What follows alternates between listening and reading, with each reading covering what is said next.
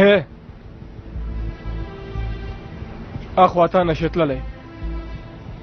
دا څه وایي چاتو شاته وګرځه وای چې هغې خواته تلل مانه دي سیفو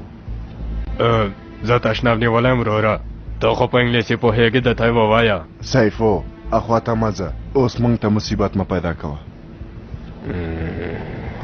فقط چې ته له دوی نه کوم توپیر لري خدای دې تاسې ټول ووهي سمه ده دا هم وایي چې سمه ده